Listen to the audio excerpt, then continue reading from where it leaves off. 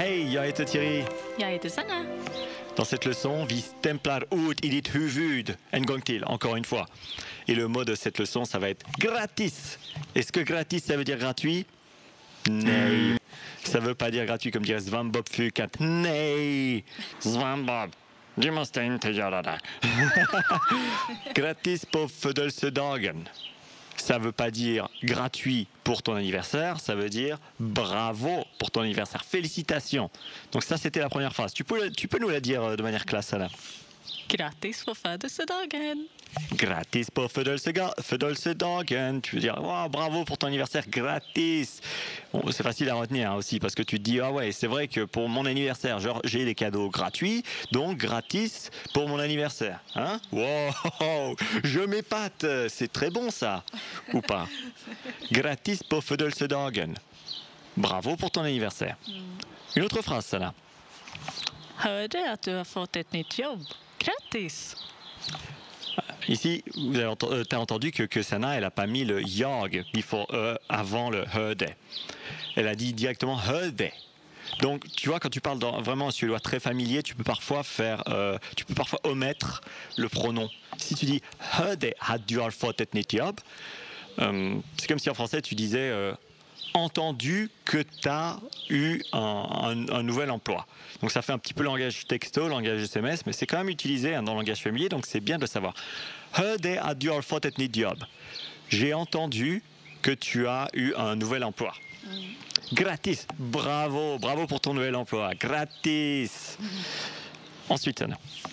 Grattis, du är vårt 10:e samtal. Gratis, du es vårt 10:e samtal. Alors, gratis, encore une fois, félicitations, tu es notre 10e appelant. Tu vois, dans les shows de télévision, gratis, du es votre 10:e samtal. Et voilà, et tu gagnes un aspirateur. Gratis, du es votre 10:e samtal. Tu es notre 10:e samtal. Tu es notre 10e appel, en fait. Hein. Et samtal, c'est un appel. Mais ici, on peut aussi le dire appelant. Enfin, quoique ça n'existe même pas en français, appelant. Tu es notre 10e appel, c'est très bien. Ensuite, Sanna, on passe en mode sarcastique maintenant. On passe en mode sarcastique maintenant. Grattis till vinsten. Donc, gratis till vinsten, ça veut dire bravo pour ta victoire. Donc, tu peux dire bravo pour ta victoire à la fin d'une course, d'un marathon.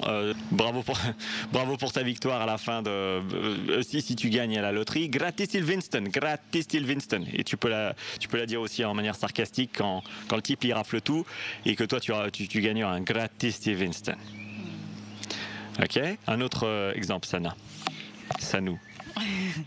Grattis Telia för att ni är Sveriges mest ostabila bredband. Ah ouais, là c'est pas mal, c'est très sarcastique ça. Gratis Telia, donc Telia c'est un opérateur de téléphonie mobile en Suède, un très gros opérateur. Gratis Telia för att ni är Sveriges mest ostabila bredband.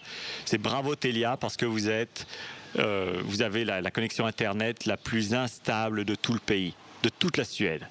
Sveriges mest ostabila bredband. Donc Sveriges.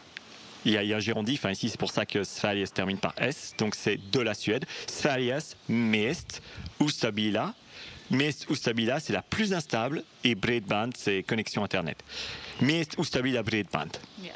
Gratis! Et un dernier exemple, ça. Patrik hittade 500 kronor på marken. Grattis. Patrick hittade 500 kronor på marken. Gratis. Patrick a trouvé 500 couronnes par terre. På marken, c'est sur le sol. À ne pas confondre avec på golvet. På golvet, c'est sur le sol à l'intérieur. Et på marken, c'est sur le sol à l'extérieur. Hein? Yep. På marken. Donc quand tu trouves quand quelqu'un trouve ça, on lui dit gratis. Foiré. Et voilà, c'est tout pour cette leçon.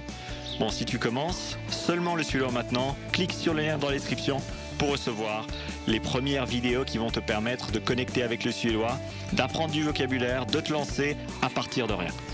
Sanna, vi måste gå nu. Hej då! Hej då!